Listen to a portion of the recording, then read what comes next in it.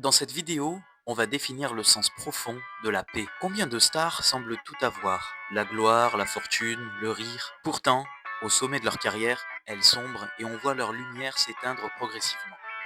Elles réalisent, ou non, que la personne que le monde applaudissait n'était qu'une posture d'illusion. Comme nous tous, ils cherchent la paix et la sérénité dans le confort extérieur, à travers les compliments des médias, du public, mais ils ne trouvent en réalité que le tumulte et l'agitation. Cette désillusion fait écho à cette vérité intemporelle, non pas celle des gourous modernes, mais celle inscrite dans le livre. L'Évangile de Jean nous livre cette parabole. Je vous laisse la paix, je vous donne ma paix. Je ne vous la donne pas comme le monde la donne. Le monde nous offre une paix conditionnelle, basée sur un compte en banque ou une reconnaissance sociale, alors que la paix authentique, cette sérénité quasi absolue, est déjà présente en nous, juste cachée sous la surface de nos peurs. Ce que tu entends dans cette vidéo, ce n'est pas une technique à appliquer, mais juste une conscience à révéler. L'objectif est que tu comprennes pourquoi ta quête incessante de bien-être est l'unique chose qui t'empêche d'être en paix. Ça semble déroutant, mais tu n'as pas à devenir la paix. Tu es la paix. Toute cette agitation de vouloir réussir et aboutir n'est que l'œuvre d'un moi,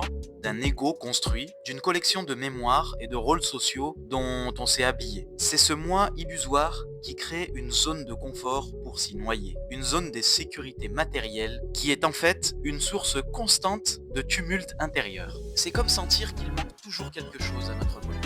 Mais la paix naturelle, elle se dévoile uniquement lorsqu'on arrête de désirer, de juger ou de se comparer, et lorsque l'on accepte la vie sans résistance. On vit à une époque où on est obsédé par la validation instantanée et la performance sur les réseaux sociaux. On est plus que jamais enfermé dans l'illusion d'être quelqu'un que nous ne sommes pas. La question essentielle n'est donc pas de savoir comment avoir la paix, mais comment cesser de la chercher. Et c'est seulement en revenant à cet état primordial que l'on retrouvera notre âme d'enfant et que le monde pourra changer.